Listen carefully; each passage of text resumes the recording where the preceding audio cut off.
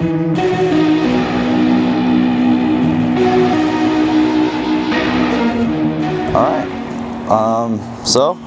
I'm back home, back in the States. I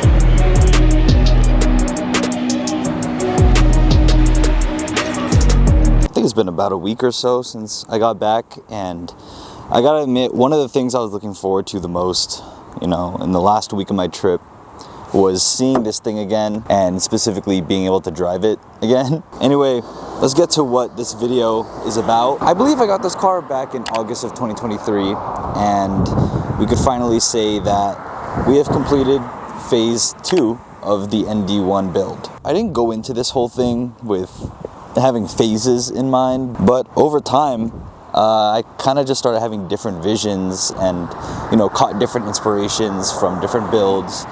And that led me to having this whole process of having a phase 1, a phase 2, now phase 3. I never talked about this, so you guys probably don't know too much about this whole thing that's going on in my head, but phase 1 was essentially, the OEM paint and a pretty OEM plus build. Phase 2 was where I got to really dial it into the form that I always wanted it to be, or a little closer to that. So that meant making the car blue. That was something that I wanted, like the day I got the car. I wanted to make it blue someday. I threw it on the actual Dream wheels. These are the second Rega Masters that I've had, but this is the spec that I wanted more. The Sard Wing was something that I really wanted to put on the car. You guys know that whole process about how we made custom risers. Oh, I also wanted to get a lot more into, the drivability and also driving it in the first place. So Recaro RSGK bucket seat, a CAE short shifter towards the end, the brake setup, which is actually one of my favorite parts of the car. It's between that and the front lip, and a smaller piece of that,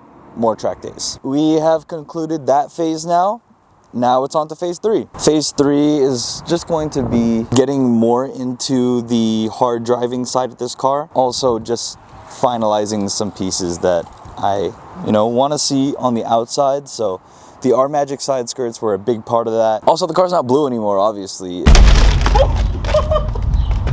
It's satin metallic liquid silver. All right, so the main premise of this video, what I learned from building this car through 2 phases. One of the first things that I learned pretty early on was do not rush a build. I mean, I think you'll hear this a lot from anyone who has experience building a car, and also this is my first car I've ever modified or owned. So you're getting like real world perspective here, and maybe I'm in the same boat as a lot of you guys, or maybe a lot of you guys are just starting out or shopping for your first car. And one of my favorite pieces of advice that I followed was just don't rush it. The biggest reason why I enjoyed this entire process throughout the last 3 years now is because I kind of took my time.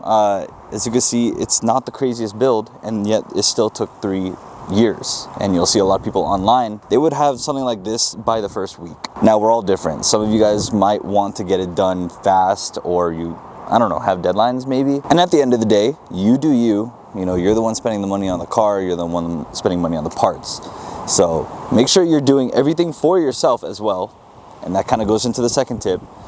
Do it for yourself. It's very easy to get lost in the sauce online, wanting to appease other people's opinions. And I feel that. I mean, I make content online religiously, but I took example from a lot of people that I've seen online, and a lot of them fell out of love with their car or building their car because they were just doing it for whatever would get the best numbers. And I was in that boat too.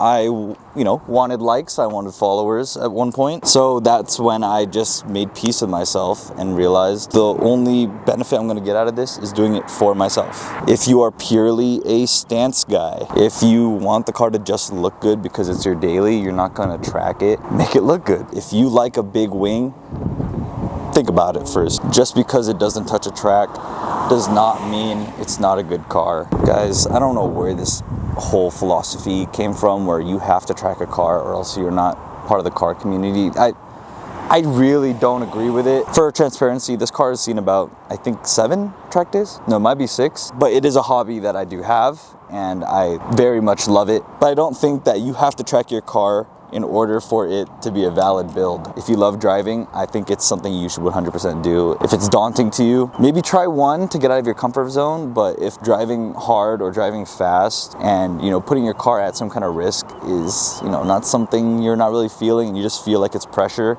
don't do it. This one is gonna be a little bit subjective, but don't break your wallet just to have good parts, but don't cheap out too much. Now, I have experience buying cheap parts. I would say my coilovers are the place where I regret it the most. I am currently running D2 RS coilovers. These were the first real mod that I did on this car, and that was back when, you know, it was just a daily. I wasn't driving hard or anything, and they served that purpose extremely well, but I bought those coilovers because they were the only ones under $1,000. I was gonna buy Tane Flex Z's, but at the time they were sold out wherever I was looking, which is kind of weird.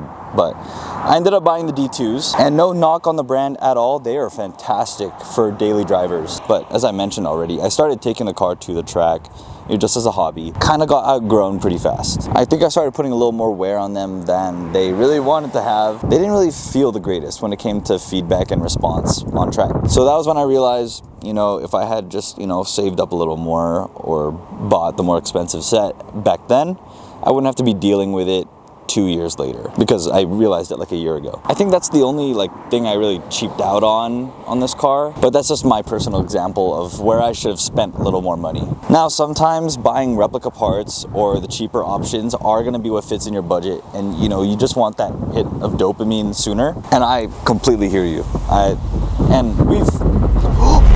Holy crap! Oh no, are you okay? Yo, I cannot make this up. My lens just cracked. Yeah, the glass is fine. Damn, I just cracked my lens. Yeah, it's not pulling the same anymore.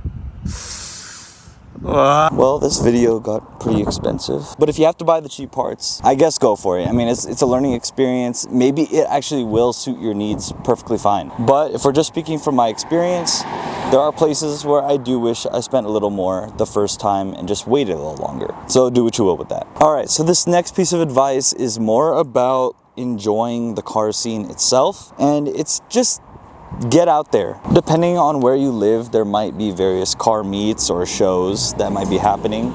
So I would say just, you know, explore those. You might meet people that have, you know, common interests with you, maybe have the same car as you, maybe they want to do the same things as you, and you might find a friend in them. I've met some of my closest friends now through the car scene, and over the past couple of years made some of the most fun memories ever. Gone on awesome trips with the cars. And whenever I go to meets and see people that I recognize or have known for a while, it's really awesome to just catch up, see how their build's going, what they have planned next, and being able to see face, say what's up to people. Now, if you guys have thoughts on everything that I mentioned, please drop them down below, because again, I've been in the scene for only 3 years. A lot of people who watch these videos have been around in the scene for like 15 years, 20 years. I only have the perspective of someone who's liked cars in a very short amount of time. So I only encourage you guys to expand on my thoughts down below. All right, so if you guys did make it to the end of this video, thank you very much for staying this long. I hope these tips helped out someone out there, at least one person. And if you are getting into the car scene now or getting into building your first car, congratulations for getting here.